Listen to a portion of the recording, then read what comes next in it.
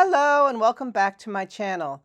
Today I will share with you how I brought new life to some old boots with acrylic leather paint.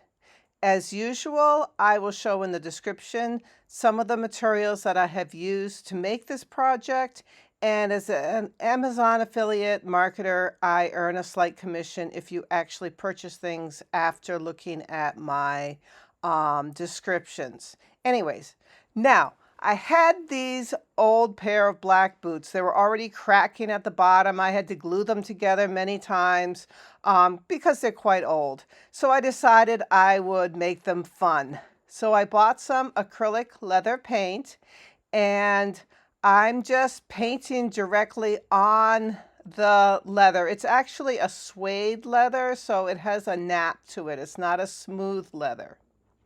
So I'm using blue leather paint and mixing it with white leather paint. And then I'm just mixing different amounts of blue to white ratio to basically make three different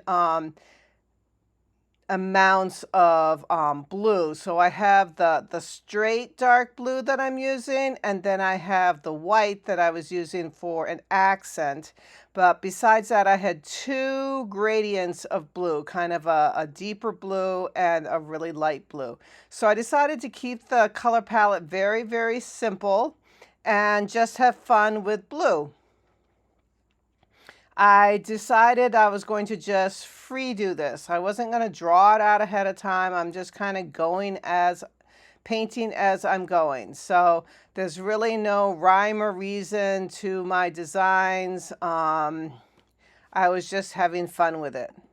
Now, the good thing about just kind of willy-nilly having fun with it is that if you make slight mistakes, it's not really a mistake. You can turn it into, you know, a purposeful design. So you can have fun with it. I decided I was going to make swirlies and paisleys and geometric shapes and stuff like that, most of them being curvy in nature. So I'm not going to show you every single bit of paint that I'm using on this, but I thought I'd just like highlight it here and there, the different stuff that I was making. So it's kind of fun. I was using a somewhat small brush, not really small though. It's I don't really know what the number is. It's probably a number 1. So it's pretty small, but not like a detailed hair length brush, because I wanted to get enough of the paint on the brush so that it's actually putting out a nice layer. Now, that being said, I did have to recoat every single section again because the color kind of gets absorbed into the suede and the leather boot. It wasn't as solid as I wanted it to be, so I did go over everything again. So here again, I just use lots of swirls, and you can go on online and look up abstract shapes or Google flowers or florals or paisleys and get a lot of ideas about different shapes. Because basically I didn't really want to repeat anything. I mean, yeah, I did end up repeating like circles and stuff like that, but I didn't want to repeat the actual swirly shapes that I was creating. So I just wanted to have fun and make both boots different but similar. So you want to, like, you could even like go from one boot to the other and back and forth so that you do keep them somewhat similar in the same family. You don't want to have one that's a lot more detailed than the other, or one that has a lot more dark and the other one has a lot more light. I mean, I wanted to have them different but go together. And I wanted to leave a lot of the black that the boot was to begin with. Now, obviously, you could do this to any color boot. It's just that these boots happen to be pretty black to begin with, and you can see they're very old. You can see how they're worn in areas.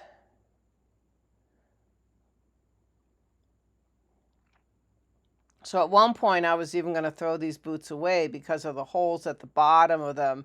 So it's really no skin off my whatever to play with them, because they're not like I was really like in love with what they had become because of the holes in them.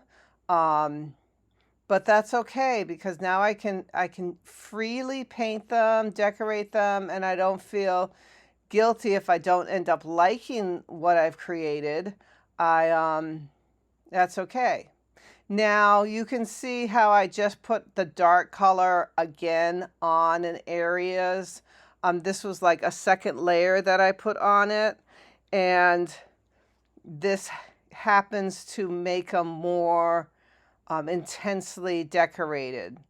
So the darker blue didn't show up quite as much as some of the others. And in some areas, I ended up having to put like actually 3 layers of this, and this would be the straight from the bottle blue without any white added. But maybe because it's so close to the black, I don't know. It just didn't seem to cover quite as well.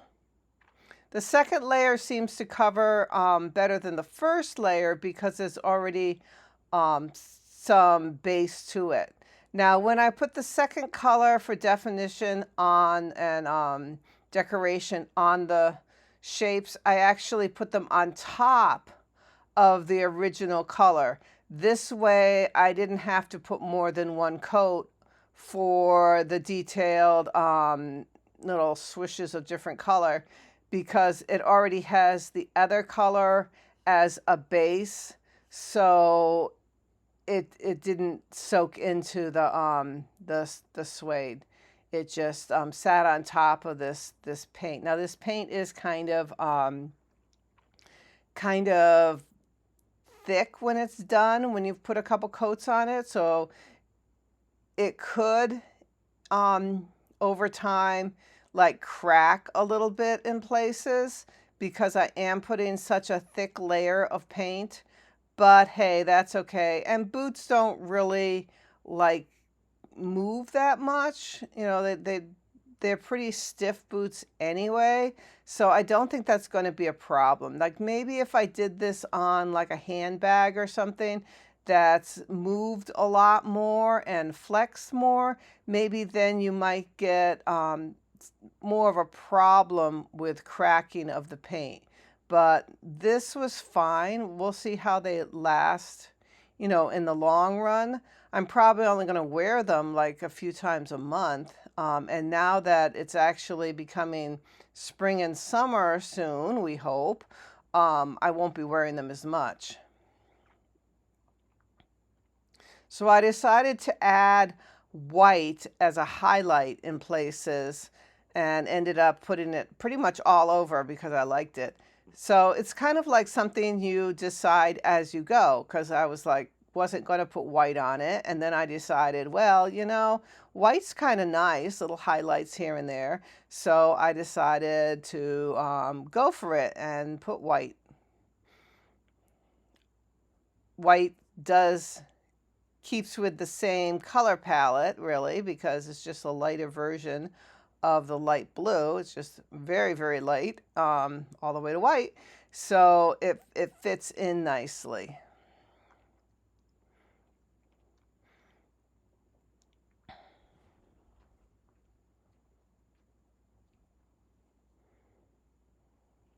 Now, as you can see, some of the shapes already have 2 colors on them, and some of the shapes only had 1 highlight to them.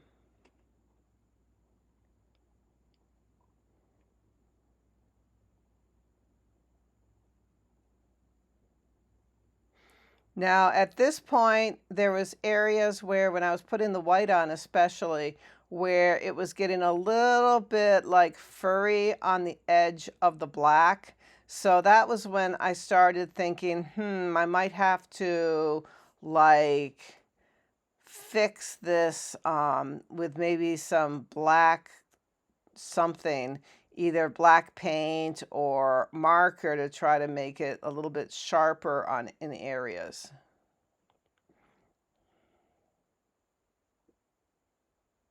Now, most of this video I am showing you at 4 times speed. So, excuse me, I'm actually, it's going a little bit slower in real life, but that gets a little boring to watch. So I did speed up the video.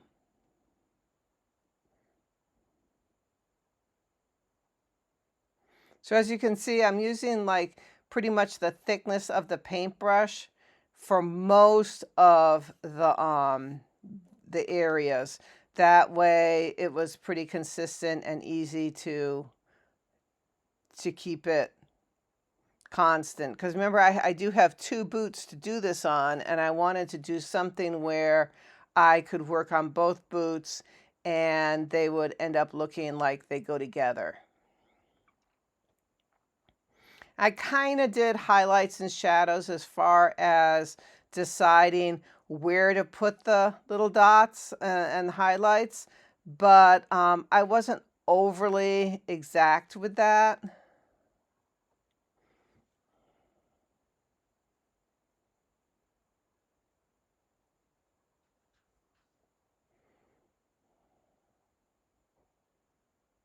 I did not water down this paint at all.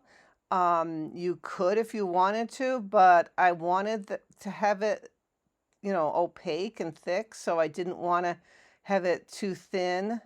Now I have another video where I actually use these paints as kind of like watercolor paint, and did a bunch of grapes on a pair of boots. And in that instance, I did water down the paints and use them kind of like watercolor paint.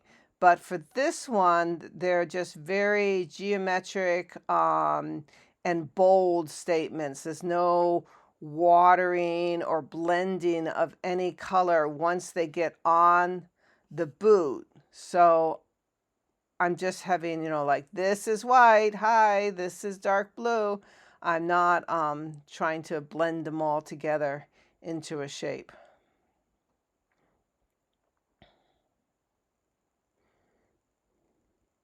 Now, so I was looking at these and going, okay, this looks kind of fun and nice, but what would happen if I outlined all of it with black? I kind of like to have things outlined at times. So what I did when this picture right here is I took the previous picture, put it on Photoshop, and then outlined it to see if I actually did like that before I just went ahead and did the outline. And since I did like it, I decided I would go and do it. Of course, it's very time consuming to do this. And once you do it, you can't really undo it, especially because I'm using Posca markers, or I could have used Sharpie, but any kind of marker that you use is going to be kind of problematic if you decide to paint over it and start all over again. Might not be that easy to do. So that's why I did that thing on Photoshop, to make sure that, yes, indeed, I think I'll like the outlined look. Both looks are nice. I just I like having really bold designs, so I did a bunch of outlining.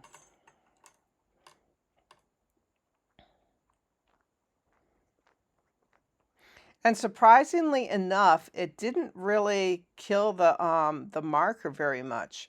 I had some old markers, so I can't really say if I started off with one brand new marker, how, if it would have been enough to do the whole thing. Basically, when you're doing markers on something like this, you'll want to use a marker till it starts to seem like it's drying out, and then go to another marker. And it'll end up kind of rejuvenating itself while it sits there, because they do kind of dry out some while you're actually using them, and they pick up lint and other stuff which tends to help dry them out. But they often will kind of revive if you let them sit for a while.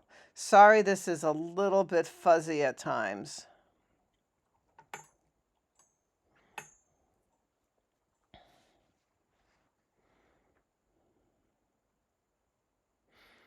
And if your lines get a little off, that's okay. You can just go over them again, kind of make them contoury, not perfectly um, the same thickness.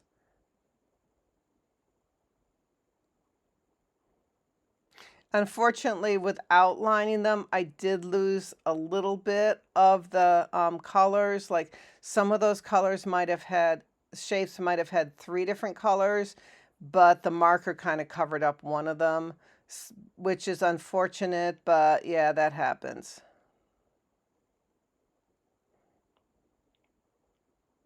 At times, I went around the outside where the color was right against the black of the boot, and I didn't really have to do this because obviously it's already kind of outlined in the black boot. But if the paint itself had feathered out into the suede, it just helped sharpen the look. So I didn't have to do that always, but like right there, I decided I had to do that. But it did help sharpen it up if there was some feathering. So this is a finished boot. This is kind of the same view of that one that I did with the Photoshop. So that's kind of fun to see how it ended up being pretty much the same. And as you can see, they're just kind of silly boots.